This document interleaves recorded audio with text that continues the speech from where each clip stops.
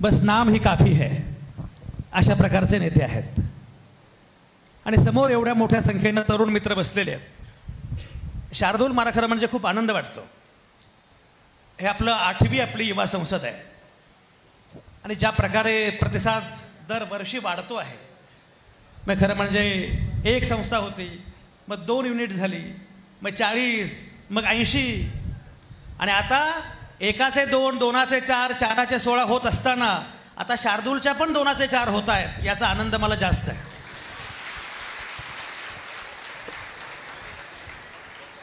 मी शार्दूलला म्हटलं की एवढे इव्हेंट्स करतो, पण जरा हाही इव्हेंट आम्हाला पाहायचा आहे, त्यामुळे त्याची उत्सुकता आपल्यापैकी प्रत्येकाला आहे। त्यामुळे शार्दूल तुमचं मनापासून अभिनंदन। आणि खरोखरच बेसिकली तरुणाईनं राजकीय भूमिका घ्यावी, तरुणाईनं राजकीय विचार करावा म्हणून युवा संसदेचं आयोजन दरवर्षी केलं जातं। अनेकदा होतं असं की राजकारण आम्हाला त्यात काही रस नाही, आम्हाला राजकीय भूमिका नाही, आम्हाला काय करायचं राजकारणातलं, अशा प्रकारची भूमिका अनेकदा तरुणाई व्यक्त करते आणि त्यामुळेच राजकारण्यांचं फावतं। त्यामुळे नको ते राजकारण विकसित होतं, नको ते राजकारण उभं राहतं। मला असं वाटतं, युवा संसदेला असं वाटतं की तरुणाईनं राजकीय भूमिका घेतली पाहिजे, राजकीय विचार केला पाहिजे, कारण शेवटी या व्यवस्थेमध्ये अंतिम सत्ता सर्वसामान्य माणसांची आहे। सत्ता कुठल्याही नेत्याची नाही, सत्ता कुठल्याही पक्षाची नाही, सत्ता सर्वसामान्य माणसाची आहे। आणि म्हणून सर्वसामान्य माणूस या सगळ्या प्रक्रियेचा केंद्रबिंदू असेल तर त्यानं भूमिका घेतली पाहिजे। आम्ही भारताचे लोक अत्यंत महत्त्वाचे आहेत आणि म्हणून ही सगळी तरुणाई मला महत्त्वाची वाटते। छगन भुजबळ साहेबांची मुलाखत घ्यायची कल्पना जेव्हा पुढे आली, मला आश्चर्य वाटतं। खरं म्हणजे सामाजिक किंवा राजकीय क्षेत्रामध्ये इतका दीर्घ काळ ठसा उमटवत राहणं आणि काम करत राहणं हे अत्यंत अवघड आणि काम आहे। छगन भुजबळ यांचं वय आता 77 आहे। ऐन 20मध्ये त्यांनी राजकीय सामाजिक कामाला सुरुवात केली आणि जवळपास गेली 5-6 दशकं त्यांचा समाजकारणावर ठसा आहे, राजकारणावर ठसा आहे। त्यामुळे त्यांच्याशी बोललं पाहिजे असं मला वाटलं। आणि या पुढच्या तरुणाईला मुद्दाम सांगू इच्छितो की तुम्हाला राजकारण करायचं असेल तर छगन भुजबळ हे तुमचे आयकॉन असू शकतात। याचा अर्थ त्यांचं राजकारण बरोबर चूक वगैरे असं काही मी म्हणणार नाही. पण एक सर्वसामान्य कुटुंबातला मुलगा, एक भाजी विक्रेता मुलगा हा राजकारणाच्या जवळपास सर्वोच्च पदापर्यंत झेप घेऊ शकतो, ही अत्यंत महत्त्वाची गोष्ट आहे.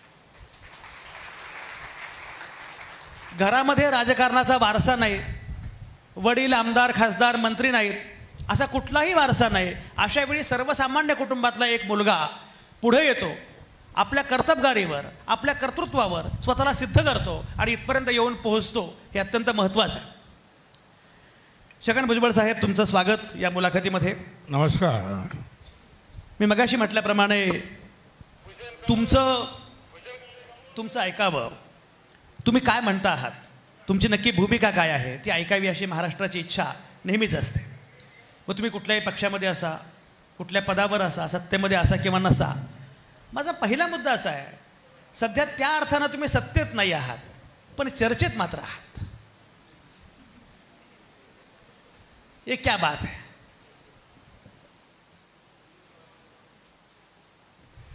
असं आहे की सत्ता जी आहे हे आळवावरचं पाणी आहे. कधी येईल आणि कधी जाईल काही सांगता येत नाही. महाराष्ट्रात मुख्यमंत्री पण खूप झाले.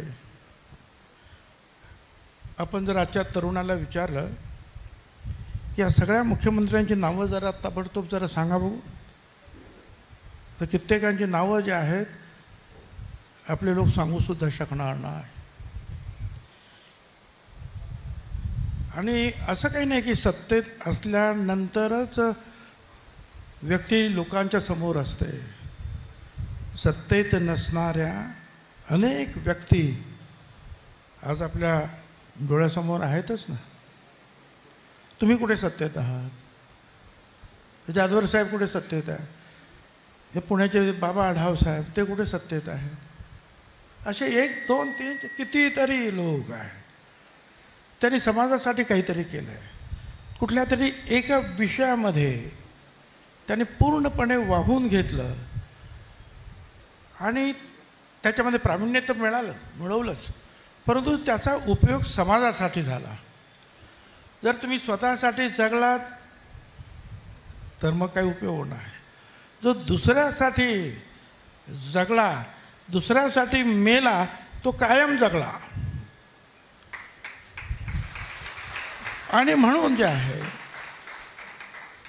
असं आहे की मला खरं म्हणजे बाळासाहेब ठाकरेंनी आम्हाला सांगितलं त्यावेळेला 20% राजकारण 80% समाजकारण. त्यावेळेला तुम्हाला कल्पना आहे. त्याप्रमाणे आम्ही काम करत गेलो आणि हे तुम्ही सांगितलं ते खरं आहे. खरं म्हणजे माझे आई वडील मला आठवत नाही तेव्हा गेलेले आहेत. आणि एका लहानशा 10 बाय 12च्या पत्र्याच्या खोलीमध्ये मी मुंबईमध्ये लहानाचा मोठा झालो. माझगाव म्युनिसिपालिटी स्कूल ही माझी शाळा. मग एल्फिन्स्टन टेक्निकल हायस्कूल जिथे बाबासाहेब आंबेडकर सुद्धा शिकले. आणि नंतर मग VJTI टेक्निकलचे इन्स्टिट्यूट. आणि त्याच वेळेला जे आहे बाळासाहेब ठाकरेंनी जी आहे जी शिवसेना सुरू केली आणि त्यामध्ये म्हणजे अगदी वसंतदादासुद्धा म्हणायचे मुंबई महाराष्ट्रात आहे, परंतु महाराष्ट्रामध्ये मात्र महाराष्ट्रात मुंबई आहे, मुंबईत महाराष्ट्र नाही. महाराष्ट्रामध्ये मुंबई आहे, पण मुंबईत महाराष्ट्र कुठे आहे? आणि मग बाळासाहेब ठाकरेंनी जे आहे त्यांच्या मार्मिकमध्ये वाचा आणि थंड बसा. आणि मग एखादी कंपनी काहीतरी ती असेल की HPCL असेल काय असेल काय, मग ते वरती काय रामानुजन, नंतर मग अय्यंगार, मग पय्यंगार, अमुक तमुक. मग नंतर एखादा शिपाई पिऊन, मग तो एखादा कोणतरी जे आहे गायकवाड असेल, भुजबळ असेल, बस अशी सगळी एक मालिका लागली त्यावेळेला. नंतर मग काही वेळाने त्याने बदललं, वाचा आणि उठा. आणि मग ते वाचा आणि उठा आणि मग परत तेच. आता हे वाचून तुम्ही उठणार आहात की नाही? आणि मग त्याने ठरवलं की याच्यासाठी काहीतरी करायला पाहिजे, काहीतरी संघटना बांधायला पाहिजे. आणि त्या संघटनेला नाव काय द्यायचं? तर प्रबोधनकार ठाकरे, जे सत्यशोधक समाजाचे वतीन म्हणजे रस्त्यावर चालणारे फुले शाहू आंबेडकरांचेच पूर्णपणे अनुयायी आहे. त्यांनी नाव दिलं, सोपं नाव आहे शिवसेना, आणि ते नाव बाळासाहेबांनी स्वीकारलं, आम्ही स्वीकारलं. पहिली मीटिंग जी झाली त्या शिवाजी पार्कवर, तिथे मी विजयताई कॉलेजचा जो आहे सेक्रेटरी होतो. जशी आता तुमचे सेक्रेटरी असतात ना मुलं, अरे चला आता आपल्याला पण पुढच्या वर्षी जे आहे नोकऱ्या बघायच्या, चला जाऊया आपण. हे बाळ ठाकरे काय, त्यावेळेला बाळ ठाकरे म्हणायचे त्यांना, बाळ ठाकरे काय म्हणतात बघूया. आणि आम्ही सगळे गेलो. आणि मग त्याच दिवशी जे आहे मी जेव्हा घरी आलो, ते आमच्या माझगाव ते बरेच लोक त्या मुलं तिकडे गेले होते. ती मुलं म्हणाले की तू जरा शिकलेला आहेस तर तूच शाखाप्रमुख हो. अरे मी म्हटलं मला कुठे, मला घेऊन गेले तिकडे बाळासाहेबांकडे. मग बाळासाहेब म्हणाले हो तू शाखाप्रमुख. आणि पहिले जे 10-12 शाखाप्रमुख झाले त्यातलं मी. आणि नंतर मग नगरसेवक झालो, नंतर महापौर झालो, नंतर 2 वेळा महापौर, 2 वेळा आमदार. पण आमदार आणि महापौर मी एकटाच. आणि मग सगळ्या महापौरांचा चेअरमनसुद्धा झालो. तर हे सगळं जे चालत चालत चालत पुढं गेलं. तर त्यावेळेला जे आहे ते आम्हाला जे शिकवलं की वाचाने थंड बसा नाही, वाचाने उठा, धडक मारा. हे जे आजही जे मला जे आहे ना ते स्फूर्त कधी कधी ते बाळासाहेब ठाकरे यांच्याबरोबर जे मी राहिलो काय ते अजूनही आहे. मग ते बेळगावची लढाई असो नाहीतर मग आणखी काही असो, एक जी जीव झोकून द्यायचा, जे काय होईल ते होईल, त्याची पर्वा आम्ही कधी करत नव्हतो. पुढे काहीतरी आमदार होणार आणि मंत्री होणार आणि काय होणार कोणाला काय माहिती, काय वाचतो की नाही हा सुद्धा मुद्दाच होतो का मारला जातो. पण त्यावेळेला हा काही विचार नव्हता. आणि खरं आहे अनेक आंदोलन त्यावेळेला झाले, आमचे अनेक शिवसैनिक मारले गेले, अनेक लुळे पांगळे झाले, नोकरी धंदा गेले. हे सगळं जे आहे ते सगळं करू शकतात. आणि मग हळूहळू हळूहळू आम्ही ह्या कार्यक्रमात घुसलो. नंतर OBCचा ज्यावेळेला मंडल आयोग आला त्यावेळेला VP सिंग साहेबांनी तो मंडल आयोग सहज मिळाला नाही. 60 वर्षाची अनेकांची ती लढाई होती. अनेक त्याच्यावर आयोग झाले, ते आयोग लाथाडले गेले. हा मंडल आयोगसुद्धा 10 वर्ष बासनामध्ये गुंडाळून ठेवला होता. VP सिंग साहेबांनी काही का होईना तो ॲक्सेप्ट केला. आणि त्यावेळेला मी ठरवलं की आता जर गोरगरिबांना, भटक्या आहेत, विमुक्त आहेत, बाकीचे लहान लहान लहान समाज, सोनार, कुंभार, लोहार, वंजारी, धनगर, माळी अनेक आहेत. 374 जाती आता आहेत. त्याच्यात मुसलमानातल्या पण त्याच जाती आहेत. त्या सगळ्यांसाठी जे आपण काहीतरी करायला पाहिजे. आणि म्हणून मग मी जे आहे जरा माझं मतभेद झालं, हे खरं आहे. पण पवारसाहेबांवर आल्याबरोबर आणि मग जालन्याला जी जाहीर सभा आमची झाली, समता परिषदेची मी स्थापना केली. याच्यासाठी सगळे लोक आले माझ्याबरोबर. आणि तिथे 1,00,000 लोक जमले उन्हामध्ये, कडक उन्हात. आणि सांगितलं की याची अंमलबजावणी तुम्ही करा. मी मंत्री होतो, पवारसाहेब मुख्यमंत्री होते. तसा मी रेव्हेन्यू मिनिस्टर सुधाकर नाईक यांच्याबरोबर 91मध्ये झालो रेव्हेन्यू मिनिस्टर, महसूल मंत्री. आणि पवारसाहेब आले 93मध्ये, तेव्हा त्यांच्याबरोबर सुद्धा मग हाऊसिंग मंत्री वगैरे वगैरे, हाऊसिंग मिनिस्टर. आणि पवारसाहेब, आणि त्या मिटिंगला विलासराव देशमुख, सीताराम केसरी सगळे मंत्री होते. आणि आम्ही मागणी केली आम्हाला मंडल आयोगाची अंमलबजावणी करा. त्यांनी ती केली. ती शिक्षणात दिला आरक्षण, नोकरीत दिलं, आणि राजकारणातसुद्धा त्यांनी ते आरक्षण दिलं. आणि त्यांनी ते सांगितलं मी 1 महिन्यात देईन. त्यांनी 1 महिन्यात दिलं. पुढे मग जे आहे पुण्यामधला जो आहे फुलांचा वाडा, तिथं जे आहे लोकार्पण करायचं होतं. राष्ट्रपती शंकर दयाळजी शर्मा आले. 5 लाख लोक त्या SP कॉलेजच्या मैदानामध्ये जमले होते आणि 5 लाख लोक बाहेर असतील. आणि आम्ही सगळ्यांनी एकच मागणी केली, महात्मा फुले ज्यांना गुरु मानले, त्यांना ज्यांनी गुरु मानलं ते बाबासाहेब आंबेडकरांचं नाव मराठवाडा विद्यापीठाला का दिलं जात नाही ते द्या. हा एकच ठराव आम्ही मांडला त्यांच्याच. आणि पवारसाहेबांनी सांगितलं पहिली मागणी केली 1 महिन्यात, आता दुसरी मागणीसुद्धा 1 महिन्यात. आणि 1 महिन्यामध्ये त्यांनी ती केली. माझं काय म्हणणं की याच्यामध्ये हे करत असताना अनेक वेळा राजकारणामध्ये पिछाडीला सुद्धा जावं लागतं. कधी आघाडीवर जातो, पिछाडील. कारण आपण जे काही भूमिका घेतलेली आहे, सामाजिक भूमिका, ती सगळ्यांच्याच पचनी पडते असं काही नाही. ती काही लोकांना आवडते, काही लोकांना आवडत नाही. अर्थात मी काही कोणाच्या विरुद्ध नव्हतो, आजही नाही. आजही माझं म्हणणं असं आहे, दलित समाजाला त्यांचा न्याय मिळाला पाहिजे, आदिवासी समाजाला त्यांचा न्याय मिळाला पाहिजे. भटक्या विमुक्तापासून जर OBC असतील त्यांनासुद्धा त्यांचा वाटा जो दिलेला आहे, पण तो कोणी दिला? तो डॉक्टर बाबासाहेब आंबेडकरांनी दिला. महात्मा ज्योतिराव फुल्यांनी म्हटलेलं होतं, कामे द्यावे वाटून जातीच्या प्रमाणात, त्यावेळेला त्यांच्या भाषेत. म्हणजे ही कामं वेगवेगळ्या ठिकाणी आपण बघतो एकच समाज दिसतो आहे, तर वेगवेगळ्या समाजाला सुद्धा ही कामं मिळाली. मग त्याच्यासाठी शिक्षण वगैरे त्याने ते पाहिलं आपण. पण त्याचा मग उल्लेख जो आहे किंवा संविधान जे लिहिलं गेलं त्याच्यामध्ये समावेश केला तो बाबासाहेब आंबेडकरांनी. त्याच्यामध्ये आदिवासींना आपल्या देशामध्ये 7,500 जाती आहेत. 7,500. लोक म्हणतात बाबासाहेब आंबेडकरांनी जातीवाद वाढवला नाही, त्यांनी तो कमी केला. याचं कारण असं आहे, 7,500 जातींना 4 वर्गामध्ये त्यांनी बसवलं. एक आदिवासी एक वर्ग, दुसरा दलित वर्ग, तिसरा OBC आणि चौथा ओपन. या 4 मध्ये सगळ्यांना बसवलं. आता हा सगळ्यात त्यातला मोठा वर्ग जो आहे हा OBC आहे, कारण असंख्य जाती ज्या आहेत ते याच्यामध्येच आहेत, भटक्या विमुक्तांपासून.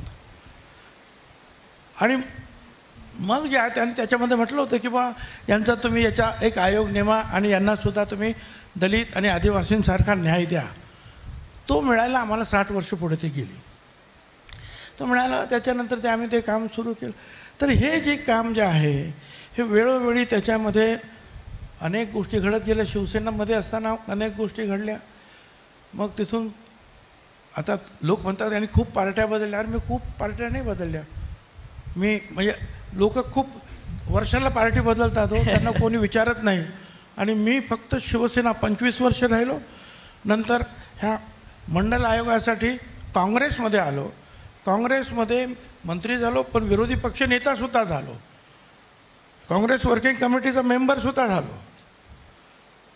पण काँग्रेसमधून ज्यावेळेला पवारसाहेबांना दूर केलं त्यावेळेला मी पवारसाहेबांबरोबर राहिलो. आणि पवारसाहेबांबरोबर हा राष्ट्रवादी काँग्रेस पक्ष स्थापन करण्यामध्ये पवारसाहेबांनंतर प्रमुख भूमिकेमध्ये छगन भुजबळ होता.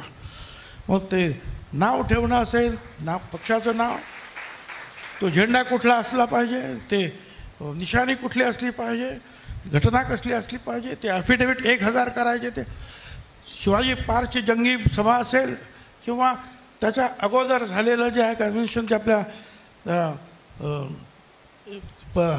शण्मुगानंद हॉलमध्ये, हे सगळं जे आहे आम्ही एक हाती सगळं पूर्ण केलं. तेव्हापासून जे आहे राष्ट्रवादी काँग्रेस पक्षाबरोबर. आता मी ते अजित पवार राष्ट्रवादी काँग्रेसच्या बाहेर पडले म्हणजे राष्ट्रवादी काँग्रेसच, म्हणजे की मी काँग्रेस पक्ष काही राष्ट्रवादी काँग्रेस बदलला नाही. बरोबर की नाही? म्हणजे मी शिवसेनेनंतर मी काँग्रेसमध्ये आलो, पण पवारसाहेबांमुळे जो आहे काँग्रेसच्या बाहेर, त्यांच्यामुळे मी त्यांच्याबरोबर राहिलो आणि राष्ट्रवादी काँग्रेस पक्षामध्ये राहिलो. ते आतापर्यंत आहे. तुमचं पक्षांतर, तुमचे पक्ष आणि पक्षांतर याच्याबद्दल आपण बोलूच पुढच्या टप्प्यामध्ये. पण मला एक सांगा, एक खरोखर म्हणजे अतिशय मनापासून, तुम्ही शिवसेनेमध्ये होतात, तुम्ही शिवसेना सोडली आणि काँग्रेसमध्ये आलात आणि त्याच्यानंतर 2-3 वर्षांमध्येच शिवसेना राज्यामध्ये सत्तेत आली आणि शिवसेनेचा मुख्यमंत्री झाला. छगन भुजबळ तेव्हा शिवसेनेमध्ये असते तर जे छगन भुजबळ मुंबईचे महापौर झाले, जे छगन भुजबळ शिवसेनेच्या अगदी सुरुवातीच्या आमदारांपैकी एक होते, ते छगन भुजबळ हे महाराष्ट्राचे तेव्हाच 1995ला मनोहर जोशींऐवजी मुख्यमंत्री झाले असते. काँग्रेसमध्ये आल्यामुळे आपलं मुख्यमंत्रीपद गेलं अशी सल वाटते का? असं आहे ना, असं आहे की अरे बाबा हे नशिबामध्ये असतं. बाळासाहेब ठाकरे सुद्धा म्हणायचे, बाळासाहेब ठाकरे सुद्धा म्हणायचे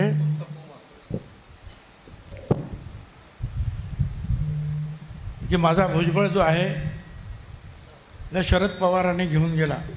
अनेक वेळा ते म्हणायचे आणि ते लोकांना सांगायचे, हा माझा भुजबळ गेला नसता तर आज मी त्याला मुख्यमंत्री करणार होतो. आणि शेवटपर्यंत त्यांचं प्रेम माझ्यावर राहिलं. अगदी जेव्हा त्यांचे काही शेवटचे काही दिवस होते त्यावेळेलासुद्धा काही निवडक लोक त्यांना भेटले, 2-4-5 लोक कदाचित, त्याच्यामध्ये मी होतो. तर ठीक आहे, त्यावेळेला ते हुकलं. काँग्रेसमध्ये सुद्धा राहिलं असतं. ज्या वेळेला शरद पवार बाहेर आले आणि मी सांगितलं मी पवारसाहेबांवर राहील, त्यावेळेला काँग्रेसच्या सोनिया गांधींच्या कार्यालयातून हे आपले इथले काय नाव कलमाडी साहेब, मुकुल वासनिक ते आता जिवंत आहेत, राजेश पायलट, शीला दीक्षित, अक्षर फर्नांडिस, अहमद, सगळे तुम्ही दिल्लीला या, आम्ही तुम्हाला पुढचं मुख्यमंत्री म्हणून घोषित करतो. मी म्हटलं की मी पवारसाहेबांबरोबर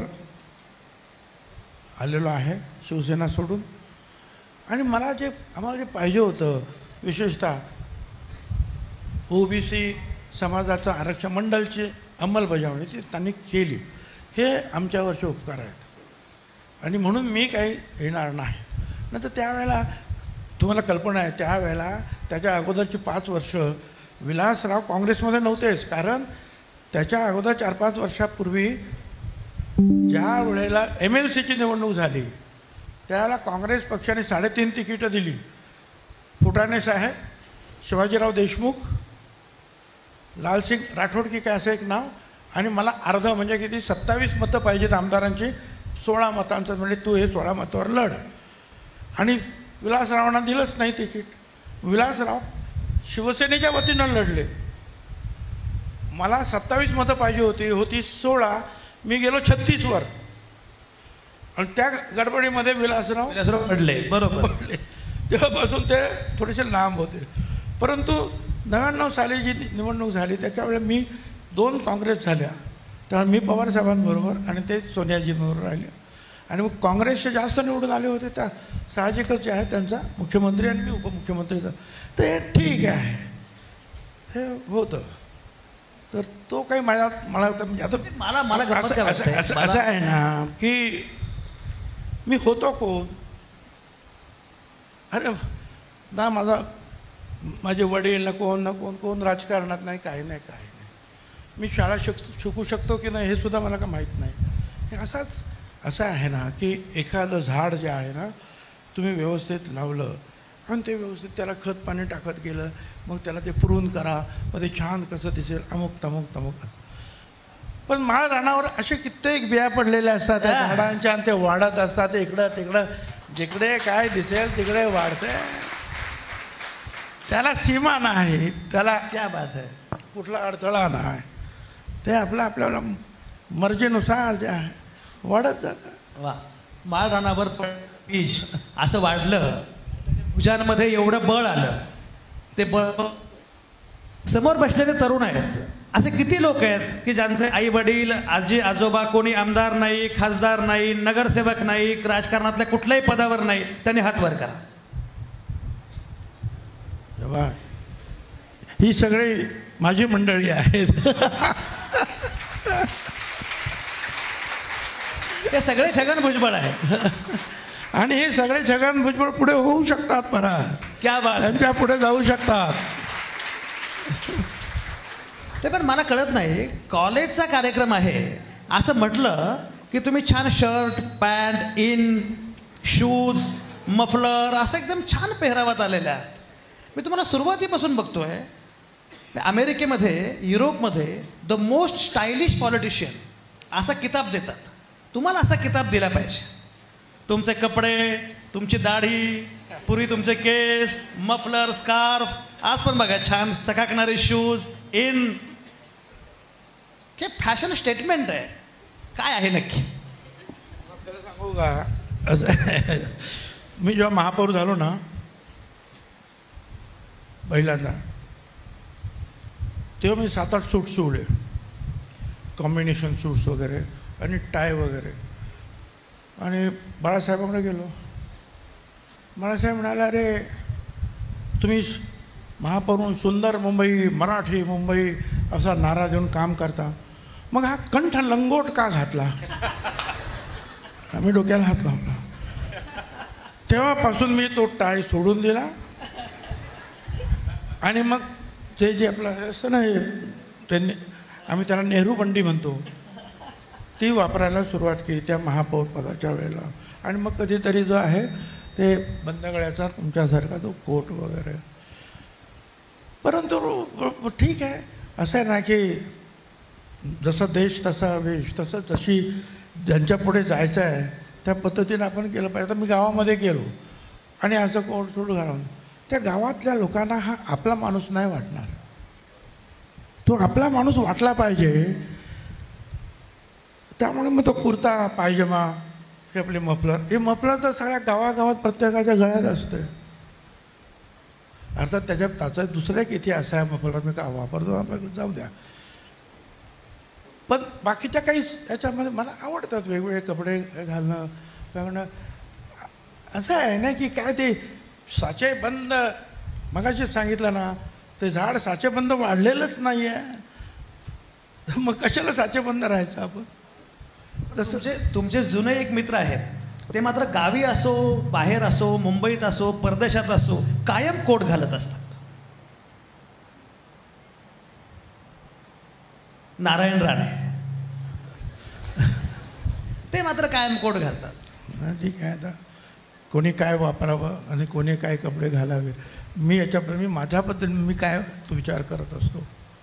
एक मला सांगा, मगाशी आपण उल्लेख करत होतो, खरं म्हणजे तुम्ही काँग्रेसमध्ये आलात आणि काँग्रेसमध्ये आलात ते मंडल आयोगाच्या भूमिकेवर आलात. पण मंडल आयोगाबद्दलची काँग्रेसची कमिटमेंट होती, तरीसुद्धा तुम्ही काँग्रेसमध्ये राहण्याऐवजी शरद पवारांच्या सोबत जायचा निर्णय. नाही, एक लक्षात घ्या,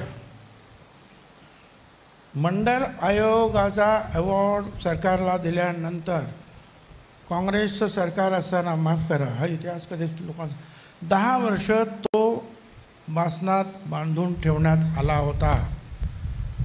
काँग्रेस प्रधानमंत्री असताना सुद्धा 10 वर्ष तो उघडण्याचं काम, स्वीकारण्याचं काम हे VP सिंग साहेबांनी केलं.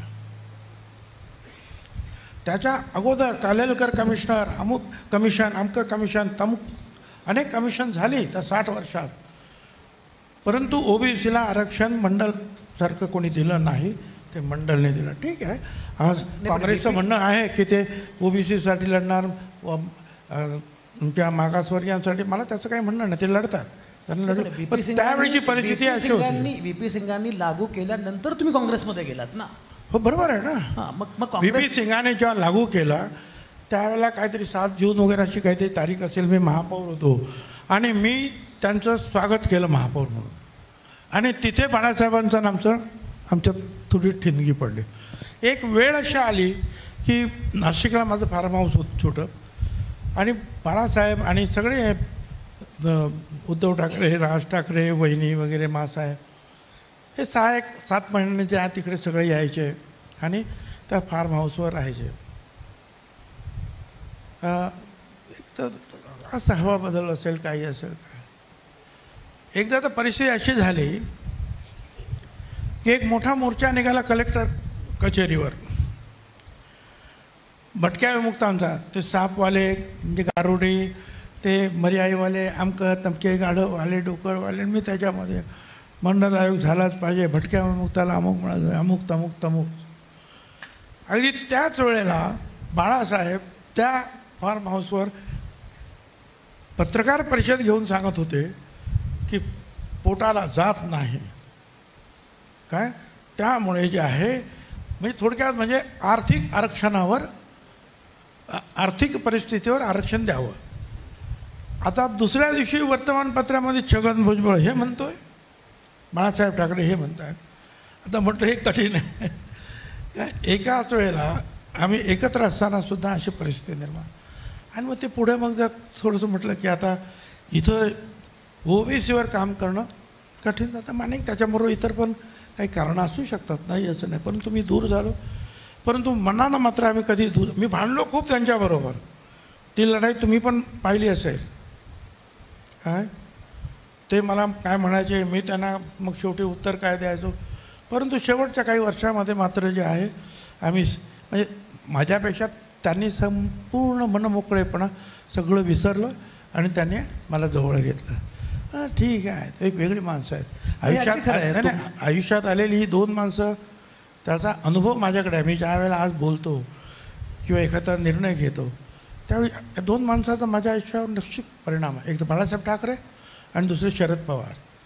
प्रत्येकाचा मार्ग वेगळा असेल, प्रत्येकाची भाषा वेगळी असेल, पण प्रत्येकाकडून शिकण्यासारखं खूप खूप आहे. सुदैवाने त्यातलं काही काही शिकायला मला मिळालं. त्याचा फायदा उपयोग मला निश्चित होतो. हे बाळासाहेब ठाकरे आणि शरद पवार यांच्याविषयी तुमच्या मनामध्ये असणारा आस्था, जिव्हाळा नेहमी जाणवतो. आहे, नेहमी आहे. तुमचं आणि वेगळं नातं आहे. मी तो लपवून ठेवत नाही, कोणाला आवडून ना ते न आवडो. तुमचं एक नातं आहे दोघांविषयी. बाळासाहेबांना तुम्ही सोडलं त्याचं कारण तुम्ही सांगितलंच, पण आता शरद पवारांना का सोडलं? शरद पवारांना सोडताना असं काय घडलं होतं? जाऊ दे, आता तो काही आता विषय नाही. परंतु शरद पवारांना सोडावं असं काय मी पण म्हणत नव्हतो. पण हे आहे की अजितदादांनीच सांगितलं होतं, अजित पवारांनी, की पवारसाहेबसुद्धा जे सातत्यानं मोदी साहेबांबरोबर चर्चा करत होते. मी त्यावेळेला मोदी साहेबांच्या विरुद्ध वाटेल तशी भाषणं करत होतो. इकडे ते बोलत होते. ते 14 साली 2014 साली मला तुम्ही सांगा, BJPने शिवसेनेला सोडलं निवडणुकीच्या वेळेला. ते या बोलीवर सोडलं की राष्ट्रवादी काँग्रेस पक्षानं काँग्रेस पक्षाला सोडायचं, कारण ते दोघे एकत्र होते, आम्ही दोघे एकत्र होतो. त्यांनी ते सांगितल्याबरोबर आमच्या लोकांनी सांगितलं हो, आणि त्यांनी उद्धव ठाकरेंना सोडल्याबरोबर आम्ही 1 तासामध्ये जाहीर केलं की आम्ही काँग्रेसला सोडलं. आणि त्यावेळेला माहिती मग सरकार गेलं आणि राष्ट्रपती राजवट थोड्या दिवसाकरता लागले आणि 4 पक्ष लढले. आणि त्यावेळेला मतदानाच्या दिवशीसुद्धा ठरलं की जर शॉर्टेज म्हणजे आम्हाला पूर्णपणे जर आम्हाला मताधिक्य नाही मिळालं तर आम्हाला राष्ट्रवादीनं पाठिंबा द्यायचा बाहेरून. तर 11 वाजता आम्ही जाहीर केलं BJPला पाठिंबा, बाहेरून पाठिंबा. प्रफुल्ल पटेलांनी अशा वेळी बरोबर प्रफुल्ल पटेल कसे येतात हेच मला कळत नाही. मग तरीसुद्धा मला तुम्ही प्रश्न विचारतात की असं काय झालं आणि तसं काय, आणि ते पुढे मग 2017ला सुद्धा झालं, 19च्या निवडणुकीच्या अगोदर सुद्धा झालं, 19च्या निवडणुकीच्या नंतर सुद्धा झालं. काय करणार? आणि मग शेवटी 54 लोकांनी सह्या केल्या होत्या. आता जे त्यांच्याबरोबर आहेत पवारसाहेबांबरोबर त्या आमदारांनी सुद्धा की आपण सत्तेत सामील होऊया. आणि आता मग मी पण म्हटलं चला आता हे सारखं जे आहे तळ्यात मळ्यात करण्याऐवजी आता काय निर्णय घ्यायचा तो घ्या, चला हॅलो. म्हणजे ह्या मुलांच्या भाषेमध्ये शरद पवार भाजपला आय लव्ह यू म्हणत होते, पण लग्न करायला तयार होत नव्हते. अरे बाबा, आम्ही तरी कुठे लग्न केलेलं आहे? पण तुम्ही मग शरद, आम्ही फक्त त्यांच्या बरोबर आहे काय.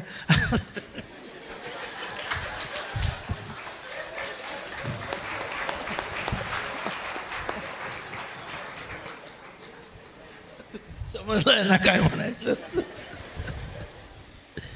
चलिए, मलाही सांगा, तुम्ही मगाशी जेव्हा बाळासाहेब ठाकरेंबद्दल बोलत होता तेव्हा तुम्ही जरा हळवे झालात असं वाटलं मला. तुम्ही हळवे झालात.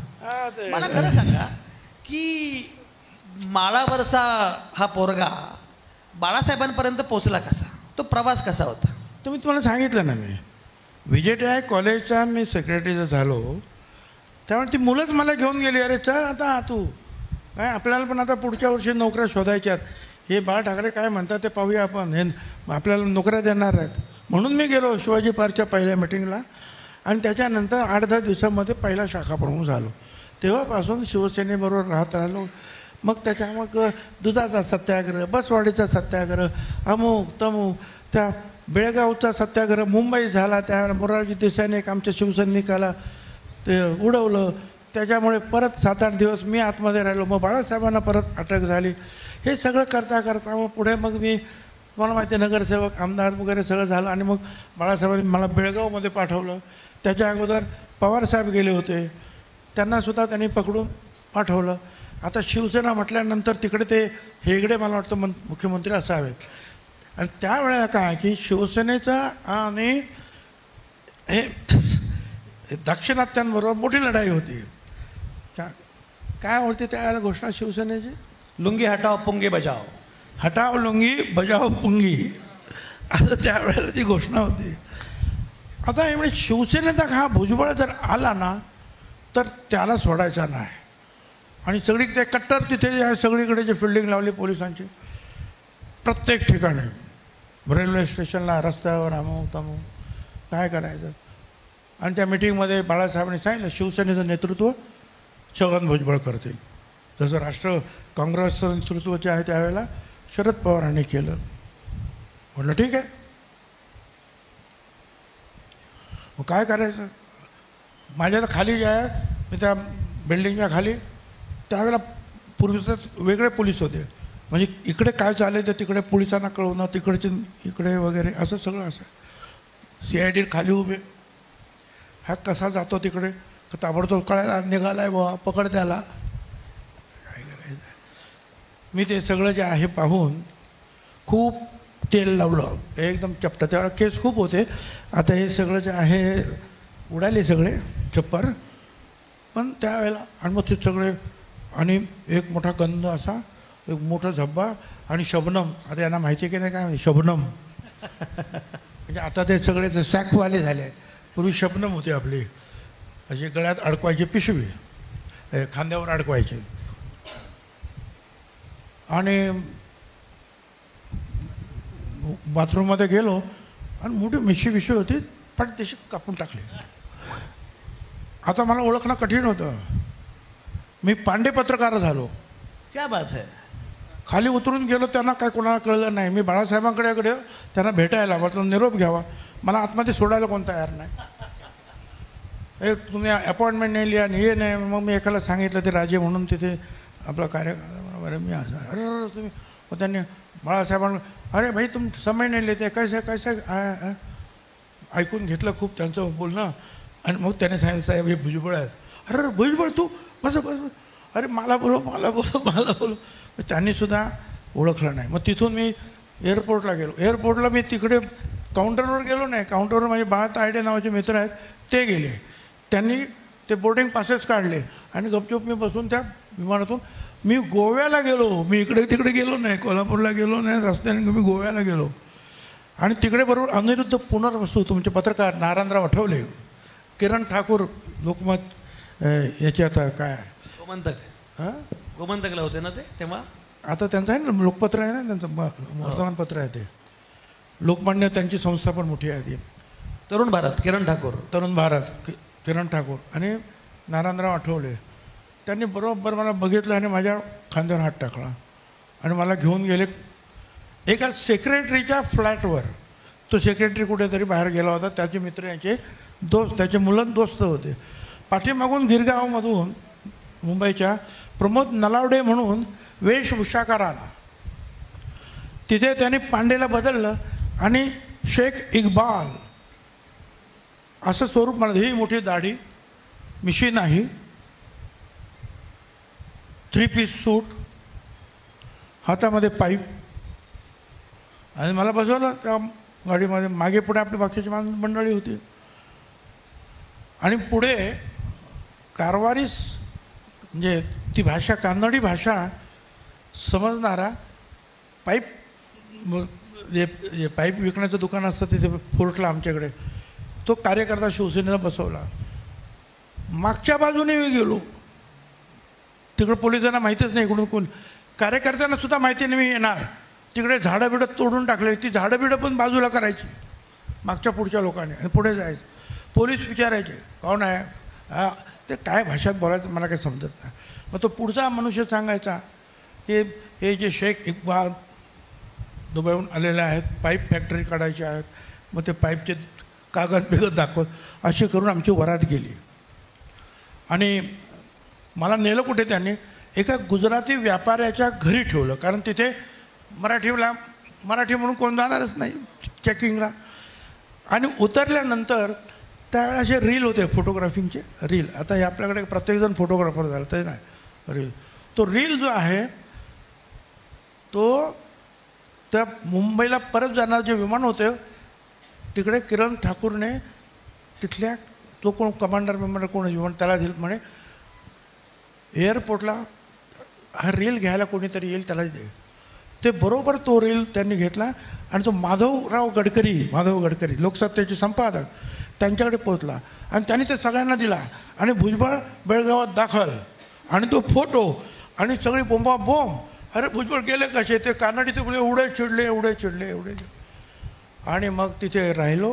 त्याच्यात दुसऱ्या दिवशी जे आहे मग तिथले जे आमदार होते स्थानिक त्यांनी मला फेटा घातला आणि त्या हुतात्मा चौक आणि संभाजी चौक असे 2 चौक, एका चौकातून दुसऱ्या चौकात जायचं झेंडा घेऊन, बस दुसरं काही नाही. आणि मी त्या चौकात गेलो, प्रचंड शिवसैनिकांची गर्दी आणि मी उतरलो गाडीतून छोट्या पडदिशा गल्लीतून.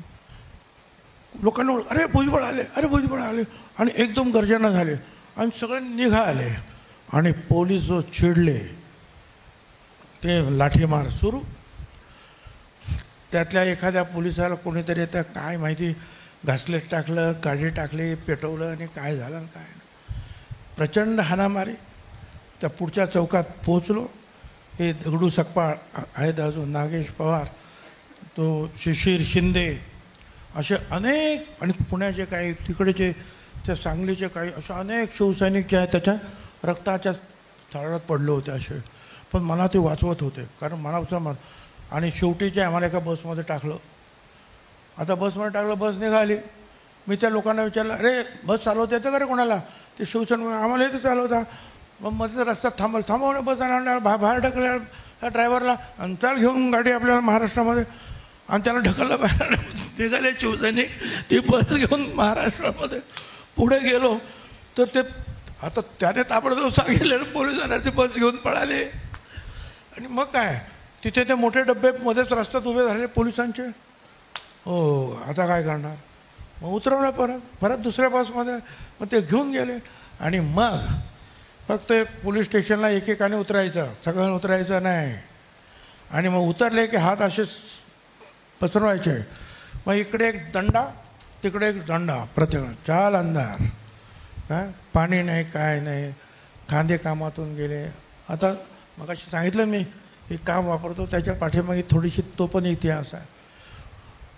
पुढं रात्रभर काही नाही, दिवसभर पाणीसुद्धा नाही हो. रात्री 12 वाजता पाऊस पडत होतो. कुठेतरी एका जंगलामध्ये नेलं, एक घर होतं तिथे धोतरवाल्याचे एक मॅजिस्ट्रेट बसले होते. ते काय ते म्हणतात साधी पैरण घालून आणि त्यांच्या भाषेमध्ये आणि आम्हाला सांगितलं चला आपल्याला सोडला तर चला आणि झोपले. आता सगळं एवढं त्राण गेलेलं.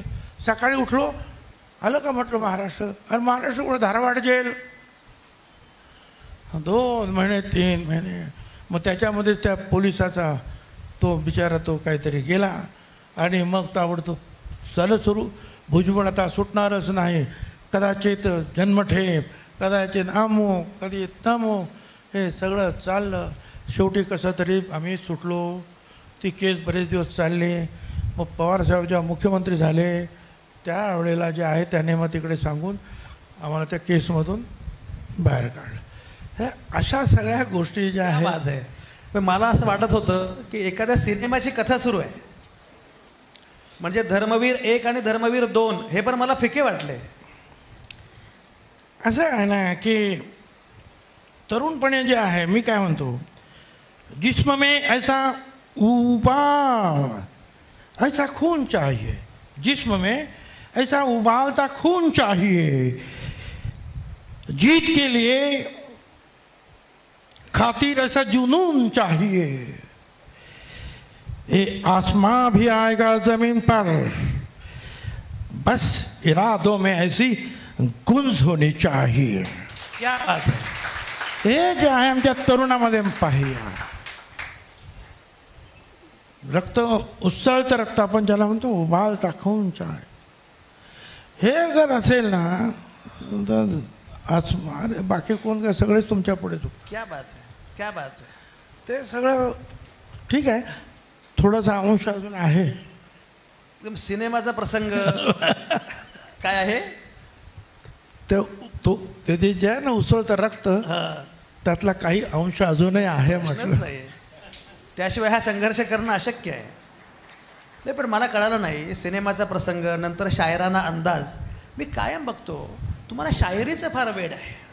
असं मी तुम्हाला सांगतो, शायर म्हणजे ती कविता आहे. अर्थात मी ते बघत असतो चांगलं. आपण किती बोलत बसलो तासभर, ती 1-2 लाईन सांगितल्या की लोकांना त्याच्यामधलं कळतं. म्हणजे आपण त्याच्यासाठी 1 तास घालवा तुम्ही, पण एक शायरी, एक कवितेची ओळ, एक गाण्याची ओळ खूप सांगून जाते की नाही. असं म्हणजे म्हटलं ना, जे न देखे रवी ते देखे कवी. कवी. जसं आता तुमचं पण आहे, जे न देखे राजकारणी ते देखे पत्रकारिणी.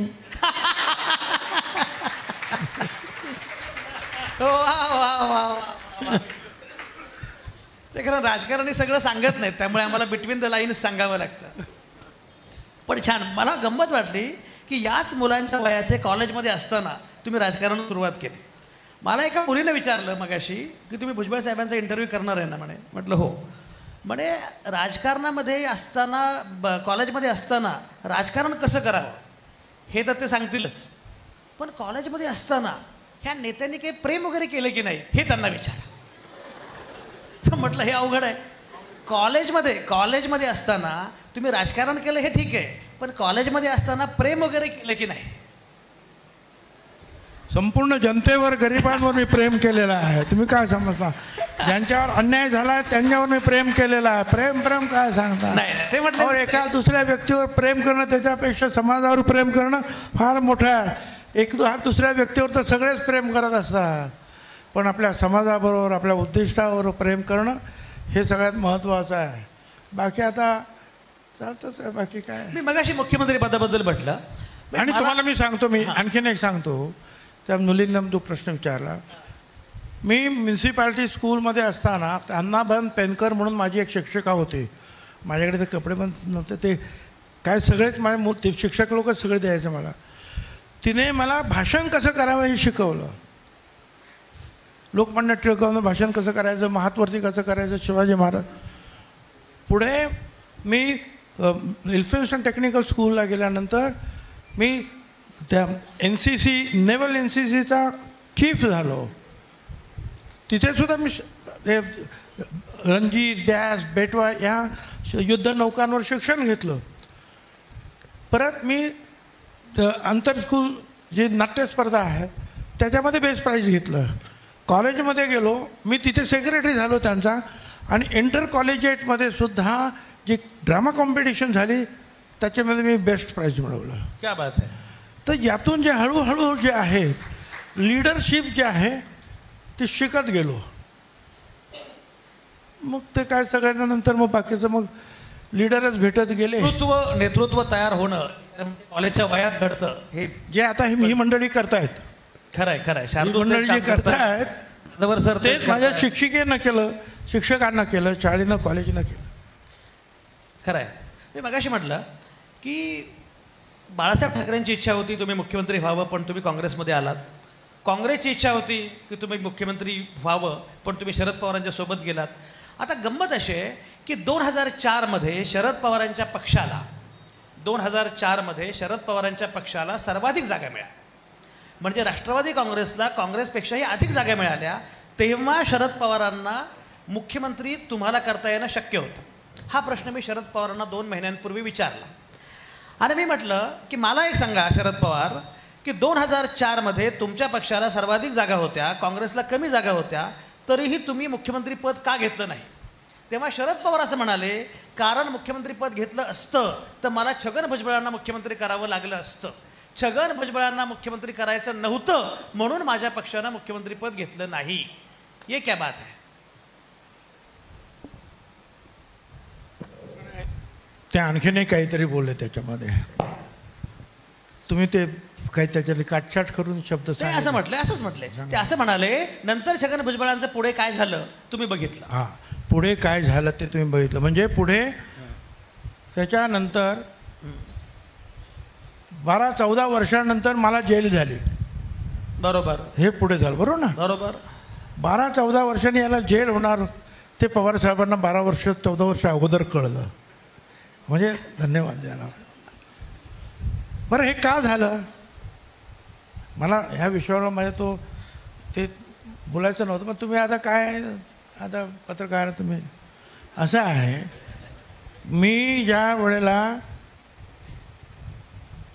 99 ते 99 पर्यंत एक हाती लढलो विरोधी पक्षनेता म्हणून. अगदी मुख्यमंत्री त्याच वेळेला झालो होतो, सांगितलं तुम्हाला.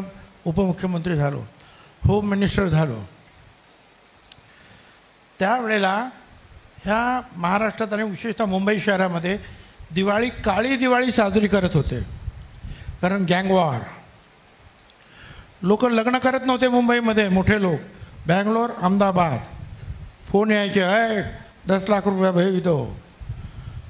त्यावेळेला मिल मालक, खटाव मिल्क मालक, त्याचा मर्डर झाला होता. अनेक डॉक्टरांचे मर्डर झाले, अनेक उद्योगपतींचे मर्डर झाले होते.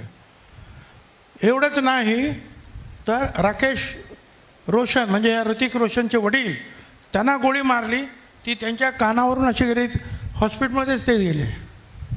गँगवॉर टिकेला पोचलो होतो, एकदम टिपेला.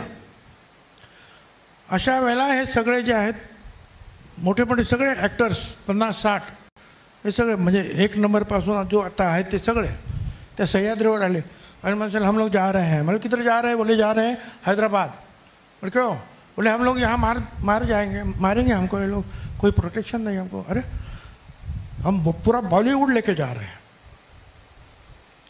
तिकडे चंद्राबाबू होता. मी म्हटलं मला 2-3 महिने द्या. ठीक आहे म्हटलं, नंतर तुम्हाला जायचं जा.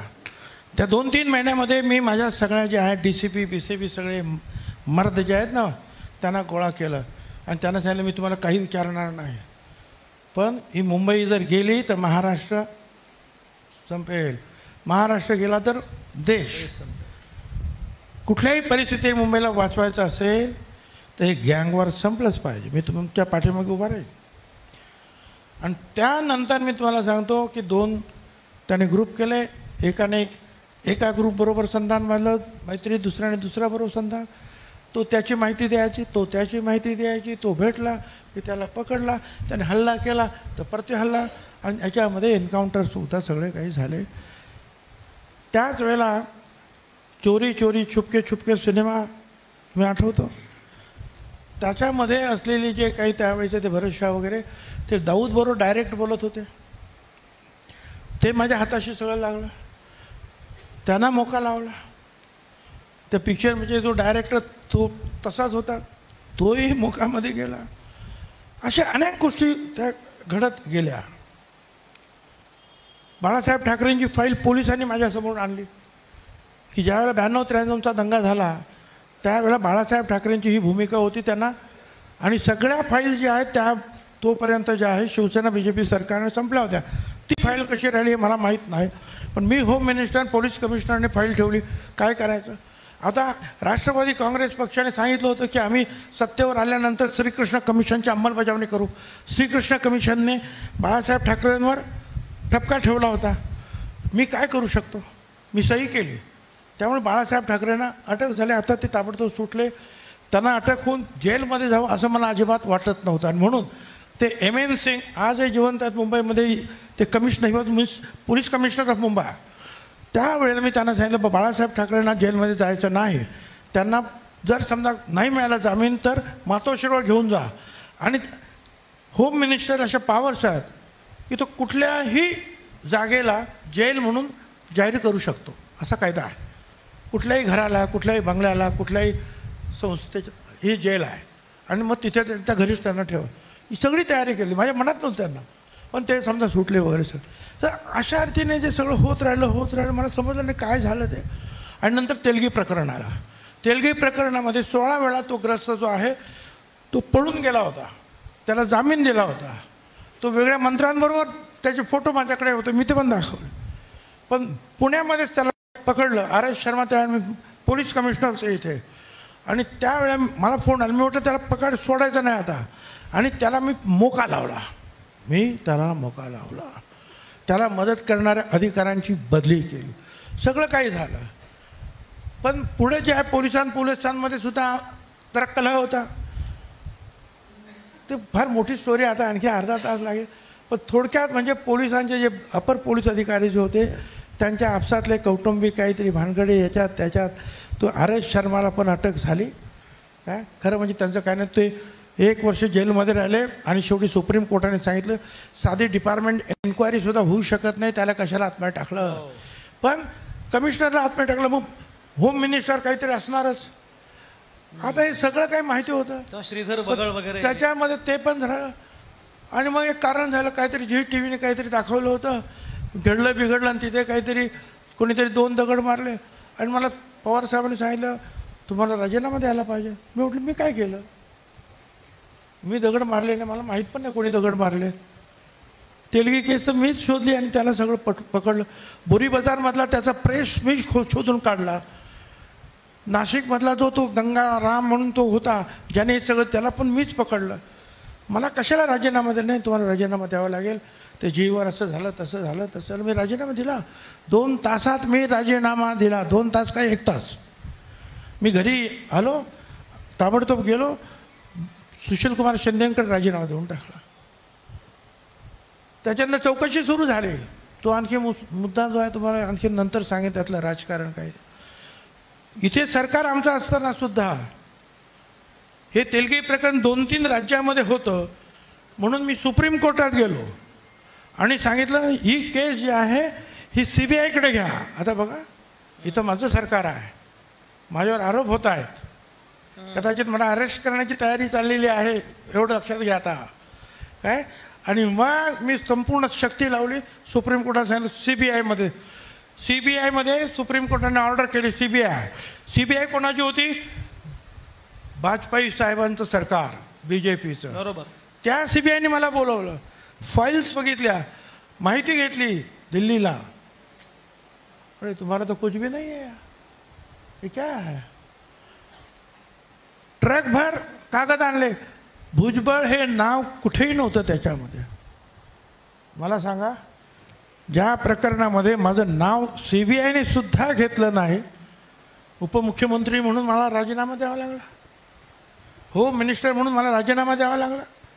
8-10 महिने जे काही परत निवडून येईपर्यंत जे आहे, जे काही वर्षभर गेला असेल कदाचित, काय झालं असेल कुटुंबावर, काय तोंड, एक शिक्का बसला की हा तेलगी प्रकरणातला आहे म्हणून.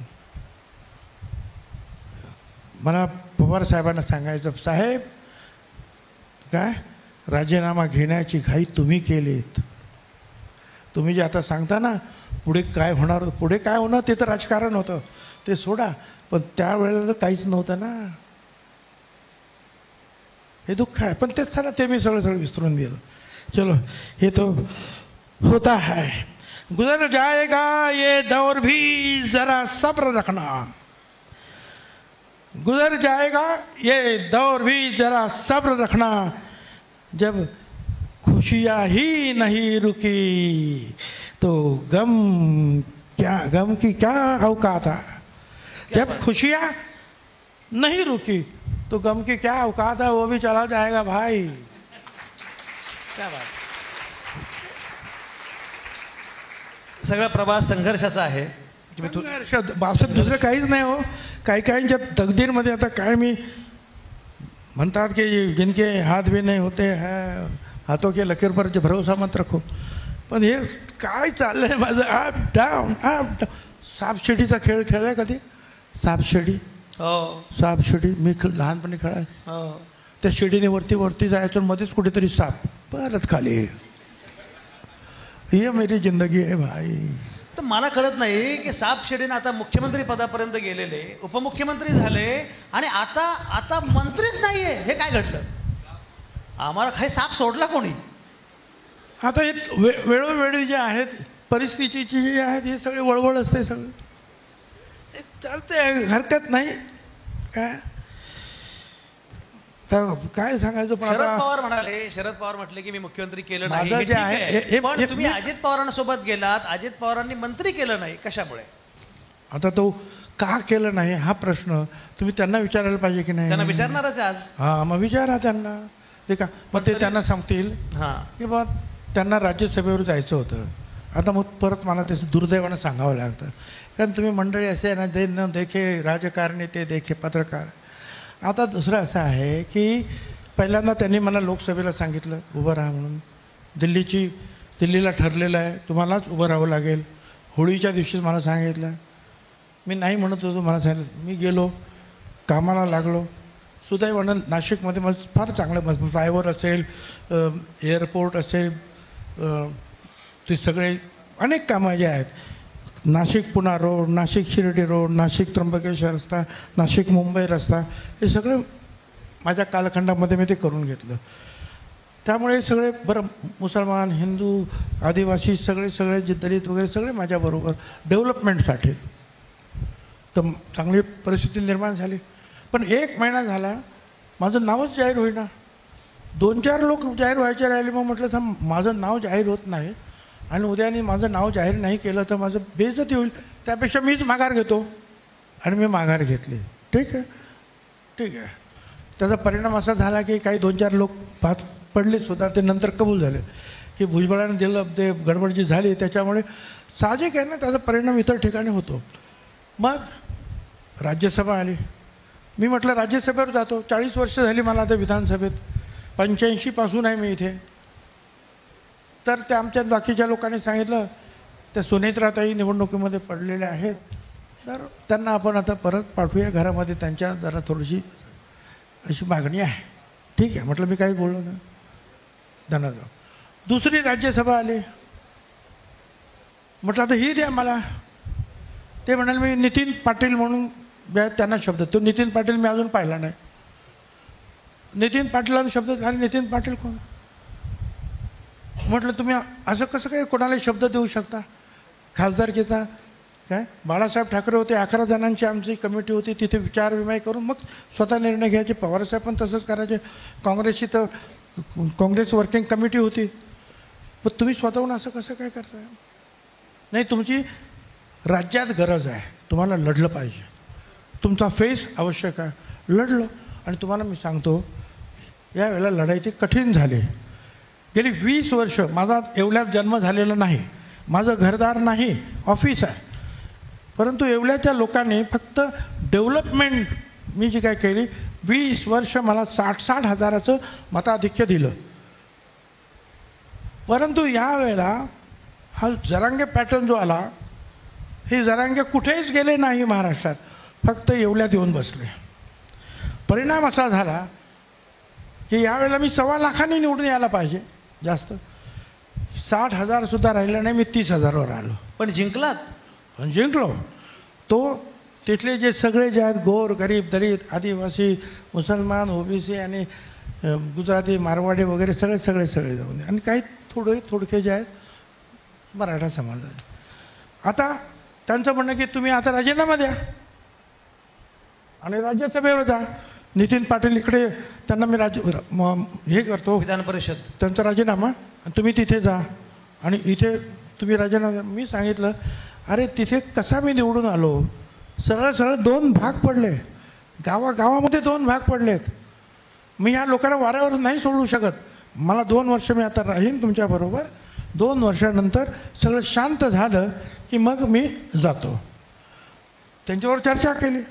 ते बोलले आपण बसू बोलू. मला वाटलं माझं म्हणणं त्यांना पटलेलं दिसतंय. मी आपलं गेलो नागपूरला, माझं नाव येईल मंत्रिपदासाठी. कारण राष्ट्रवादीचं स्थापनेपासूनचा मी संस्था, म्हणजे इथे महाराष्ट्राचा पहिला प्रांताध्यक्ष मीच, संस्थापक पवारसाहेबांबरोबरचा मी. अजित पवार आले त्यावेळेला त्यांना पूर्णपणे पाठिंबासुद्धा देणारा मी. आणि ते 5-7-8 महिन्यामध्ये असं काय करतील? आणि बघ पाहतो नाव नाही. असं आहे ना की पद हे महत्त्वाचं नाही, पण जर मान सन्मान जर कुठे जर त्याला जर धक्का लागला तर मनुष्य फार अस्वस्थ होतो. आणि मग मी ठरवलं की ठीक आहे. आणि मग मी जे काही चिडून मला जे काही बोलायचं. तुम्ही बाळासाहेब ठाकरेंसोबत काम केलं, शरद पवारांच्यासोबत काम केलं, अनेक मुख्यमंत्र्यांसोबत काम केलं. तुमचे आवडते मुख्यमंत्री कोण? आवडते मुख्यमंत्री असं नाही, एकाचं नाव घेतलं दुसरा राग येतो, दुसऱ्याचं नाव. आता तुम्ही आवडता पत्रकार कोण? तुमचं नाव घेतलं तर 10 पत्रकार मला माझ्यावर रागवते. पण तुम्ही घेणारच माझं नाव.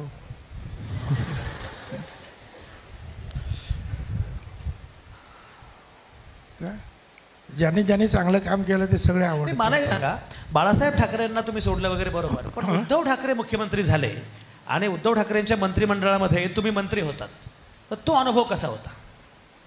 असं आहे की उद्धव ठाकरेंच्या वेळेला सुद्धा जे आहे ना 2 गोष्टी झाल्या महत्त्वाच्या. एक, करोना आला. 2 वर्ष जे आहे त्या करोनामध्ये त्यांना काम करावं लागलं. त्यांनी ते सांभाळलं व्यवस्थित, मानलं पाहिजे. परत त्यांचं ते शारीरिक दुखणं होतं ना, ते पण अतिशय अडचणीचं होतं. आणि त्यांचं सगळ्यात चांगल्या हॉस्पिटलमध्ये ऑपरेशन झाल्यानंतर सुद्धा अचानक जे काही तिथे काही गोष्टी घडल्या त्यांच्या शरीराच्या बाबतीमध्ये, त्यातून बाहेर येणंसुद्धा त्यांना कठीण झालं होतं. समजा ते सगळं काय मी सांगत बसत. त्यामुळे त्यांचे शारीरिकरित्या सुद्धा काम करण्याच्या बाबतीमध्ये ते लांब त्यांना राहणं भागसुद्धा होतं. ठीक आहे, जेवढं त्यांना करता आलं तेवढ्या याच्यामध्ये त्यांनी त्यांच्या पद्धतीनं काम केलं. तसं मंत्रिपदाचा त्यांना अनुभव नव्हता, पण त्यांनी ते काम केलं, सांभाळलं. महाविकास आघाडीतल्याच लोकांना नंतर उद्धव ठाकरे हे मुख्यमंत्री म्हणून नको होते. आता ते त्यांना विचारायला पाहिजे ना, त्यांना का नको होते ते त्यांना विचारा. नेतृत्वाच्या अनुषंगाने आपण बोलतोय. तुम्ही शरद पवारांसोबत काम केलं, बाळासाहेब ठाकरेंसोबत काम केलं, आता अजित पवारांसोबत काम करत आहात. नेतृत्व म्हणून अजित पवारांबद्दल काय मत आहे?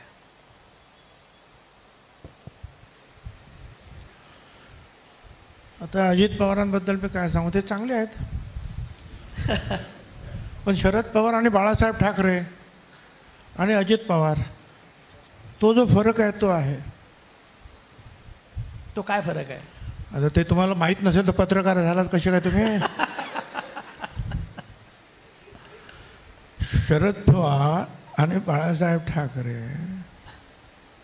आणि अजित पवार ह्या दोघातलं अंतर ते तुम्हाला माहीत नाहीत आणि तुम्ही बरोबर नाही. मगाशी उल्लेख केला मनोज जरांगे पाटलांचा. असं म्हटलं गेलं की मनोज जरांगे पाटील यांचं आंदोलन सुरू झाल्यानंतर त्यांच्या विरोधामध्ये तुमचा वापर केला आहे. नाही नाही, माझा वापर कोणी करू शकत नाही. मी माझा वापर जो आहे माझ्या गोरगरीब जनतेसाठी मी झटलेलो आहे आणि लढलेलो आहे. माझा कुणीही वापर केला नाही, माझा वापर कोणी करू शकत नाही, हे तुम्हाला मी सांगतो. आणि मी तुम्हाला जेव्हा सांगतो तेही मला शिव्या दिल्या तोपर्यंत मी शांत होतो, काय हरकत नाही. पण ज्यावेळेला बीडला आमदारांची घरं पेटवली गेली, हॉटेल पेटवलं गेलं, अनेक घरांवर हल्ले झाले आणि कोणी काही केलं नाही, त्यावेळेला कोण बोलत नव्हतं, त्यावेळेला छगन भुजबळ केला. आणि नंतर मी सांगितलं आता मी या लढाईमध्ये उतरणार. आणि ज्यावेळेला अंबडला जाहीर रॅली डिक्लेअर्ड झाली, 16 नोव्हेंबरला मी माझ्या मंत्रिपदाचा राजीनामा दिला. त्यावेळेला 16 नोव्हेंबरला तो कोणी मागितला नव्हता, मी स्वतः राजीनामा दिला आणि त्या रॅलीला निघालो. त्याच्यानंतर मध्ये फोन आले उपमुख्यमंत्री की तुम्ही आता ठीक आहे, काय करायचं आहे बोलायचं बोला, पण राजीनाम्याचं काय बोलू नका. मी 2.5 महिने राजीनाम्याबद्दल नंतर काही बोललो नव्हतो, पण राजीनामा देऊन मी त्या लढाईत उतरलो होतो. ते माझ्या गोरगरिबांचं, भटक्या, विमुक्त, ह्या सगळे जे आहेत गोरगरिबांचं जे आहे 54% यांचं जे आरक्षण वाचलं पाहिजे. लोकांची घरं, आमदारांची घरं ही पेटवता कामा नये. राज्यामध्ये जे आहे बनाना रिपब्लिक तयार होता कामा नये. कोणी येतो आहे आणि कोणाचं घर जाळलं जातं आहे. अगदी आमदारांचं सुद्धा या इन्स्टिट्यूट, तुमच्या एज्युकेशनल इन्स्टिट्यूट जाळल्या गेल्या पूर्णपणे. राख, रांगोळी, म्हणजे राख काय म्हणता, रांगोळी, ते मी पाहिलं तिथे आणि मग मला राहवलं नाही. तर ते मला काय कोणीतरी वापरलं मी त्याचं काय सांगू. मी माझा वापर जो आहे, माझं कर्तव्य जे होतं त्या लोकांप्रती होतं, ह्या समाजाप्रती होतं. गोरगरीब या देशातील OBC मागासलेल्या समाजाचं मी काम घेतलेलं आहे. ते माझं कर्तव्य होतं, ते कर्तव्य मी पार पाडलं, पार पाडणार. मनोज जरांगे पाटील यांच्या विरोधामध्ये बोलल्यामुळे मराठ्यांच्या मनामध्ये तुमच्याबद्दलची प्रतिमा तयार झाली, त्याचा फटका बसला असं वाटलं का? मनोज जरांगे पाटील यांना विरोध करताना तुम्ही जी भूमिका घेतली त्यामुळे मराठ्यांच्या मनात तुमच्याविषयी एक वेगळी भूमिका तयार झाली. माझ्याविषयी जरूर त्याचा फटका बसला. माझ्याविषयी जरूर, म्हणून तर मला माझं मताधिक्य कमी आलं. आणि त्याचा फटका कदाचित मला असं वाटतं लोकसभेला पण बसला असेल की नाही काही सांगता येत नाही. परंतु मी जो लढलो, माझं म्हणणं असं आहे, आज अनेक जे समोर बसलेले लीडर्स जे आहेत तेच मला सांगतील की आज महाविकास आघाडीला जे भरघोस यश मिळालेलं आहे ते फक्त लाडकी बहीण नाही, महायुतीला. तर सगळा जो आहे ओबीसी जो आहे महायुती. हा तिकडे ह्या महायुतीला ह्या महायुतीला जे आहे हा सगळा ओबीसी एकवटलेला आहे. महायुतीला सगळा ओबीसी आणि लाडकी बहीण जो आहे हे सगळे एकवटले, म्हणून या महायुतीला एवढा मोठा फायदा झाला. महायुतीला छगन भुजबळांचा फायदा झाला कारण ओबीसी आपल्यासोबत आले.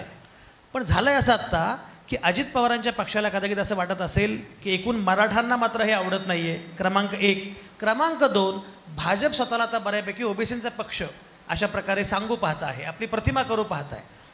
भाजपला छगन भुजबळ आपल्यासोबत असावेत असं वाटतंय का?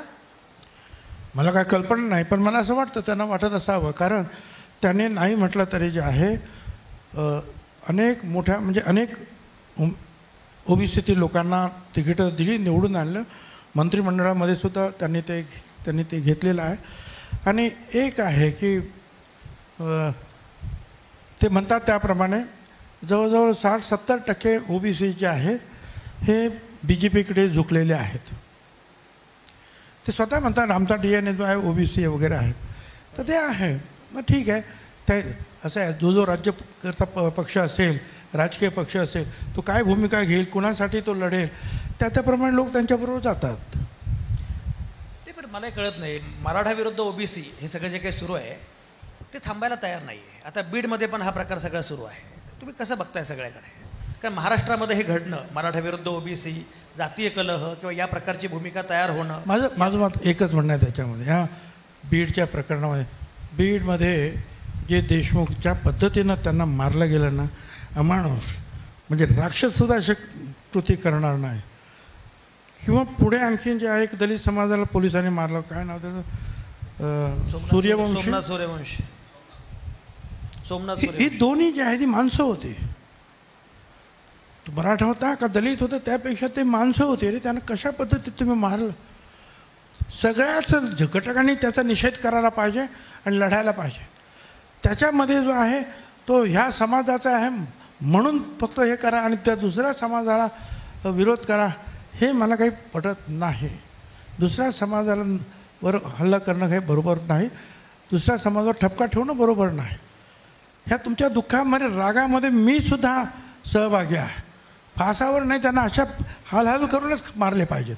ज्या पद्धतीनं ते मी जे धस जे आहे त्यांनी सांगितलं त्या विधानसभेमध्ये आणि मी ऐकतो, ती भयंकर पद्धत जी आहे, मी कधी ठीक आहे गोळी मारली, मनुष्य मेला, हे ऐकलेलं नाही कोण, पण ज्या पद्धतीनं ही पद्धत आहे का मारण्याची, हे काय मला आवडलेलं नाही, खरं सांगतो तुम्हाला.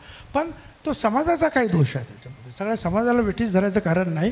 तो एका समाजाचा प्रश्न नाही, तो आपल्या सर्व समाजाचा प्रश्न आहे की आपल्या कुठल्याही समाजातील व्यक्तीवर असा हल्ला झाला तर त्याचा आपण निषेध करायला पाहिजे. एकूण बीडच्या प्रकरणामध्ये धनंजय मुंडेंना वाचवलं जात आहे असा पण एक आरोप आहे.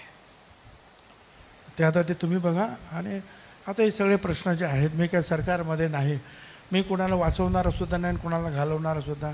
आता ती काय माझ्यामध्ये काही ती शक्ती नाहीच आहे, किंवा माझ्याकडे ते काही कामं सुद्धा नाही. आता जे ते काम ज्यांच्याकडे आहे त्यांना तुम्ही खुशाल एक सांगतो. पुढे आता बऱ्यापैकी महात्मा फुले समता परिषदेचे आमचे मित्र बसलेले आहेत सगळे, आणि महात्मा फुले समता परिषद किती सक्रिय आणि कार्यक्षम आहे.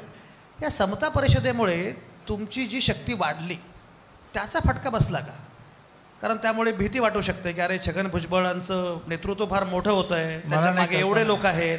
या समता परिषदेमुळे काही उलट पक्षी त्रास झाला का? राजकीय समता परिषद जे आहे हे भटक्या विमुक्त ओबीसीसाठी काम करते. त्यांनी सगळ्यांनी तुम्हाला मतदान केलं ना, फटका कुठे बसला तुम्हाला? त्या सगळ्यांनी तर तुम्हाला मतदान केलं. याच्याबद्दल अनेक लोकांना विचारा, बोलून त्यांना सांगितलं आणि त्यांनी कितीतरी काम केलं. तो जाऊ द्या विषय. ते का ते त्यांचं त्यांना माहिती आहे. हे मला न उलगडलेलं कोडं आहे अजून. चला रेणे दो कोडं, कोडंच राहू द्या. छगन भुजबळ राज्यपाल होणार अशी पण चर्चा आहे. हो,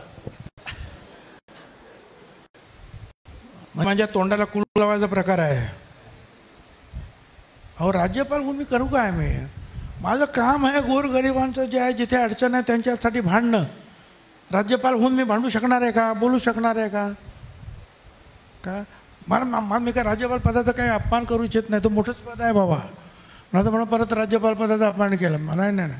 पण राज्यपाल पद म्हणजे जे आहे, ह्या ज्या गोष्टी मला करायच्या आहेत, करू इच्छितो आहे, ह्या ओबीसीचं आणि भटक्या विमुक्तांचं आरक्षण आणि संरक्षण ते मी नाही करू शकणार नाही. त्यामुळे मी हे आहे असा मोकळा तर ठीक आहे. छगन भुजबळांकडे आत्ता मंत्रिपद नाही, पण तरीसुद्धा छगन भुजबळ चर्चेमध्ये आहेत. एवढंच नव्हे, छगन भुजबळांची जी शक्ती आहे, क्षमता आहे, ती पण सर्वसामान्य लोकांना माहिती आहे. महात्मा फुले समता परिषदेचे कार्यकर्ते सोबत आहेत. अशा वेळी छगन भुजबळ आता नेमकं करणार काय? कारण ते त्या पक्षामध्ये नाराज आहेत, पक्ष नेतृत्वावर नाराज आहेत, अशा पण बातम्या येत आहेत. असं सगळं होत असताना नक्की भूमिका काय असणार आहे? आता काय नक्की सांगू, त्याच्यावर एक शेर सांगतो आणि मग थांबूया आपण. सुना है आज समंदर में बड़ा गुमान आया है, सुना है आज समंदर को बड़ा गुमान आया है, उधर ही ले चलो अपनी कश्ती जहाँ तूफान आ गया है. बस त्या तुफानामध्ये जायचं आहे आणि लढायचं आहे. तुम्ही ज्या फुले शाहू आंबेडकरी विचारसरणीचा कायम पुरस्कार केला, या फुले शाहू आंबेडकरी विचारधारेसाठी भविष्यातली एकूण सामाजिक राजकीय वाटचाल कशी असेल, कशी असावी असं तुम्हाला वाटतं? अजित पवारांच्या सोबत तुम्ही भाजपसोबत गेलात, भाजपची एक वेगळी विचारसरणी आहे. अशा वेळी या विचारसरणीला भवितव्य काय, या राजकारणाला भवितव्य काय? असं आहे की आता सगळे जे आहेत फुले शाहू आंबेडकरांना मानायला लागलेले आहेत. मी तुम्हाला सांगतो की फडणवीस आणि शिंदे त्यावेळेला आम्ही अजित पवार बाहेर होते, मी मागणी केली की मंत्रालयामध्ये छत्रपतींचा प्रतिमा आहे, बाबासाहेब आंबेडकरांची आहे, राजमातेची आहे, जिजाऊंची, पण फुले शाहू आंबेडकरांची नाही. आपलं महात्मा फुले आणि सावित्रीबाई फुलेंची नाही, बाबासाहेबांची आहे. त्यांनी तिथे सांगितलं आम्ही करणार. ताबडतोब त्यांनी त्या 2 प्रतिमा आज मंत्रालयाच्या प्रवेशद्वारावर तुम्हाला दिसतात. भिडेवाडा एवढ्या वर्षाचं ते सगळं चाललं होतं. मी त्यांना सांगितल्याबरोबर त्यांनी सांगितलं ताबडतोब याच्यावर मार्ग काढा. चंद्रकांत पाटील यांनीसुद्धा त्याच्यात लक्ष घातलं. शेवटी हायकोर्ट, सुप्रीम कोर्टापर्यंत आम्ही लढलो, जिंकलो. आता प्राईम मिनिस्टर साहेबांनी जे भिडेवाड्याचं जे आहे भूमिपूजन केलं. ठीक आहे. त्याच्यानंतर तो फुलेवाडा आहे, तिची जागा आम्हाला मिटिंगला साठी सुद्धा जागा नाही. सगळं तिथले 800 जे आहेत लोक, त्यांना काही त्यांचे जमीन जागा पैसे काय घर बार देऊन त्यांना दूर करायचं आहे. परवाच्या दिवशी ह्या सरकारनं जे आहे काय 200 कोटी रुपयाचं जे आहे GR काढला. माझं काम करताय तो लोक फुले शाहू आंबेडकरांनी मानायला लागलं. मला काय करायचं आणखीन? मला काही अडचण नाही ना मग त्यांच्यावर काम करायला. काय अडचण आहे आपल्याला?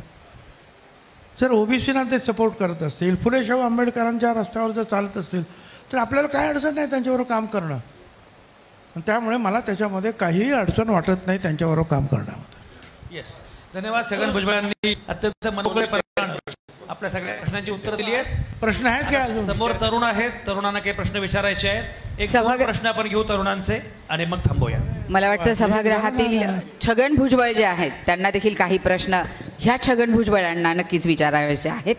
तर ज्यांना प्रश्न असतील कृपा करून त्यांनी विचारावेत. हॅलो हॅलो, भुजबळ साहेब नमस्ते. मी स्वप्नील शिर्के, पुरंदर तालुक्यातून आलेलो आहे. साहेब, माझा प्रश्न असा आहे की आपल्याला आता मंत्रिमंडळामध्ये समाविष्ट केलेलं नाही, तर ते आपल्याला मंत्रिमंडळामध्ये का समाविष्ट केलं नाही त्याची कारणं आम्हाला ऐकायची आहेत. त्याचबरोबर आपल्याला कुठली मोठी जबाबदारी राखून ठेवली आहे का, किंवा आपलं भविष्यामध्ये आता वाटचाल कशी असणार आहे?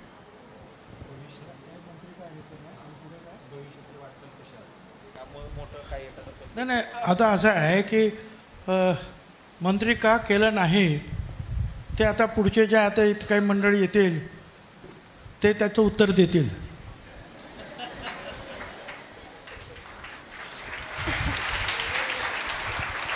नाही, पण ते असं एक आणखी मुद्दा आणि दुसरं की आता पुढची वाटचाल कशी करायची ते आता तुम्ही सांगितलं. आता समुंदर को गुमान आ रहा है, अपनी कश्ती भी वहाँ लेकर चलो या तूफान आहे. मी तुम्हाला बरोबर घेऊन ठरवीन ना काय करायचं ते, काळजी करू नका. नाही ते असं विचारतायत. त्याच्यामध्ये आणखी एक प्रश्न आहे की भाजपच्या कोट्यातलं एक मंत्रिपद राखीव आहे आणि तुमचे आणि देवेंद्र फडणवीसांचे सूर जुळलेले आहे. अहो त्यांनी विचारलेलं नाही, ते तुमच्या मनातलं जे आहे. हे कधी कधी जे आहेत ना पत्रकार हे सजेस्टिव्ह असतात, सजेस्टिव्ह मांडतात, प्रश्न असतात त्यांचे की असं व्हायला. अहो ते भाजपचे आहेत, मी अजूनही राष्ट्रवादी काँग्रेस पक्षाचा आहे. शेवटचा एक प्रश्न होईल फक्त. हॅलो नमस्ते, मी गणेश सुभाद्रा दत्तात्रय दसवडकर, तालुका राजगड, जिल्हा पुणे. सर माझा एक प्रश्न तुम्हाला असा आहे, ज्या बाळासाहेबांनी तुम्हाला शाखा प्रमुख केलं, ज्यांनी तुम्हाला नगरसेवक केलं, ज्यांनी तुम्हाला महापौर केलं, ज्यांनी तुम्हाला आमदार केलं, अशा बाळासाहेबांची साथ तुम्ही का सोडली?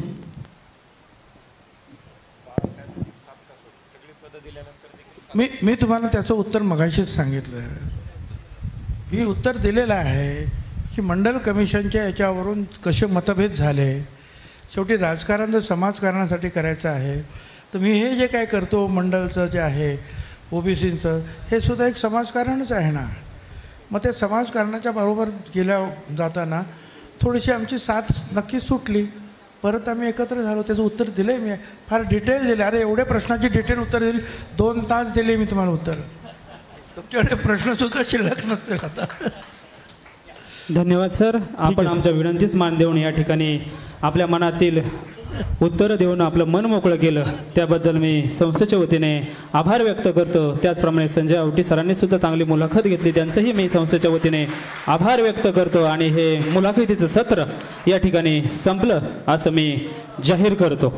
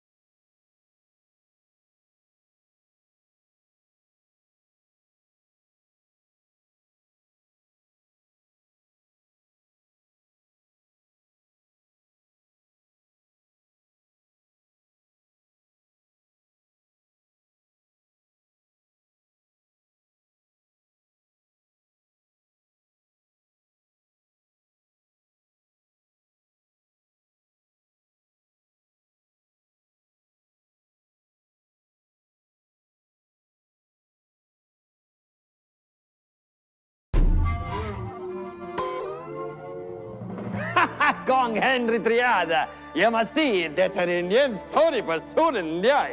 Oh, King Hakon, the admiration is mutual. Well, you're in den liten give fram en reise. Oh, you didn't have to. Och fange, a leash.